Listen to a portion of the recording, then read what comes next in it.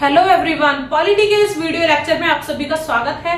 आज का जो हमारा टॉपिक है वो है कंपनी रूल। ठीक है, कंपनी रूल के अंडर जो भी एक्ट आए थे वो मैं आपको पढ़ाऊंगी। कंपनी रूल का जो टाइम पीरियड है वो है 1773 से 1858 तक। ओके, इसके अंडर एक रेगुलेटिंग एक्ट है 1773। इसके इंपॉर्टेंस जान लेते हैं। उससे पहले थोड़ा सा इसका हिस्ट्री में जाते हैं। ईस्ट इंडिया कंपनी जो है वो 1600 में भारत आई। ठीक है, ब्रिटिशर्स जो है वो एज अ ट्रेडर इंडिया के अंदर एंटर हुए, लेकिन अब इनका व्यापार जो है वो शासन में तब्दील हो गया। तो रेगुलेटिंग एक्ट के जरिए जो जो चेंजेस आए थे, ब्रिटिश सरकार के द्वारा किए गए जो भी बदलाव थे वो मैं आपको पढ़ाऊंगी। इंपॉर्टेंस क्या थे? It was first step taken by British government to control and regulate affairs of East India Company। इसका मतलब यह है कि ब्रिटिश सरकार द्वारा रेगुलेटिंग एक्ट के अंडर उठाया गया ये पहला कदम था, जिसमें ईस्ट इंडिया कंपनी के मामलों को रेगुलेट मतलब नियमित और नियंत्रित करना अब ब्रिटिश सरकार के हाथों में था। सेकंड स्टेप जो है, For the first time, it recognized the political and administrative function of the company। मतलब राजनीतिक और प्रशासनिक मामलों को मान्यता दी गई। कंपनी के अंदर जो भी राजनीतिक और प्रशासनिक मामले होते थे उनको अब मान्यता दी जाने लगी। Third point is it laid the foundation of central administration in India. Bharat में केंद्रीय प्रशासन की नींव ब्रिटिश सरकार द्वारा रेगुलेटिंग एक्ट के तहत जो भी फीचर्स थे वो देख लेते हैं। First point is governor of Bengal became governor general of Bengal. मतलब बंगाल में जो गवर्नर थे उनको गवर्नर जनरल बना दिया गया। ठीक है, first governor general of Bengal कौन थे? Lord Warren Hasting. Okay, Bengal के पहले गवर्नर जनरल जो थे वो लॉर्ड वॉरेन हास्टिंग थे। Second point, it created an executive council of 4 member. अब पोस्ट बढ़ चुकी थी, मतलब 4 मेंबर की एक एग्जीक्यूटिव काउंसिल तैयार की गई। ठीक है, एक कमेटी बनाई गई 4 मेंबर्स की।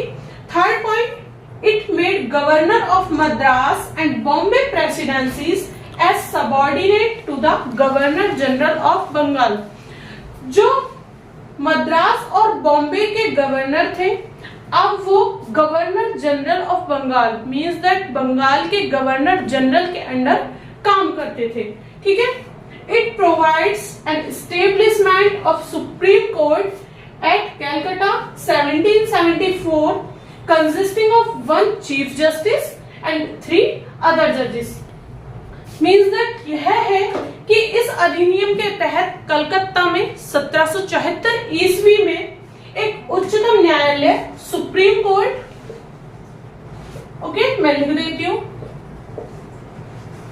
सुप्रीम कोर्ट की स्थापना की गई, जिसमें एक तो मुख्य न्यायाधीश थे और 3 अदर जजेस थे, मतलब 3 अन्य न्यायाधीश थे। प्रमुख न्यायाधीश जो थे उनका नाम क्या था? Sir Elijah Impey. Okay, sir Elijah Impey जो थे वो चीफ जस्टिस थे। ठीक है, यहां तक क्लियर है? थोड़ा सा इसको एक बार रिवाइज कर लेते हैं। रेगुलेटिंग एक्ट ऑफ 1773 में गवर्नर जनरल ऑफ बंगाल जो थे वो फर्स्ट लॉर्ड वॉरेन हास्टिंग थे। ठीक है, और 4 मेंबर्स की एक कमेटी तैयार की गई। मद्रास और बॉम्बे के जो गवर्नर थे वो अब गवर्नर जनरल ऑफ बंगाल के अंडर काम करते थे। ठीक है, और सुप्रीम कोर्ट कलकत्ता में 1774 में एस्टैब्लिश की गई, जिसमें एक तो चीफ जस्टिस थे और 3 अदर जजेस थे। ठीक है, जिसमें चीफ जस्टिस का नाम क्या था? Sir Elijah Impey. Okay, clear है यहां तक? नेक्स्ट, इसमें कुछ और पॉइंट्स भी हैं। इसके तहत ब्रिटिश सरकार के तहत जो है, जो कंपनी में जो व्यापारी थे वो खुद से कोई उपहार और रिश्वत नहीं ले सकते थे। ठीक है, इन चीजों पर प्रतिबंध लगा दिया गया। और इस अधिनियम के द्वारा ब्रिटिश सरकार का कोर्ट ऑफ डायरेक्टर्स के माध्यम से कंपनी पर पूरा नियंत्रण हो गया। उनका नियंत्रण जो है और भी ज्यादा मजबूत हो गया कोर्ट ऑफ डायरेक्टर्स की वजह से। ठीक है, अब कंपनी को भारत में इसके राजस्व, नागरिक और सैन्य मामलों की जो जानकारी होती थी वो ब्रिटिश सरकार को देना जरूरी हो गया था। मतलब कंपनी में जो भी सैन्य मामले होंगे, कंपनी से जुड़े हुए मामले होंगे, वो ब्रिटिश सरकार को उसकी इंफॉर्मेशन देना जरूरी हो गया था। ठीक है, आई होप आपको रेगुलेटिंग एक्ट इस वीडियो में कंप्लीट क्लियर हुआ होगा। ठीक है, नेक्स्ट वीडियो में मैं आपको पिट्स इंडिया एक्ट पढ़ाऊंगी। So thank you for watching this video, like and subscribe.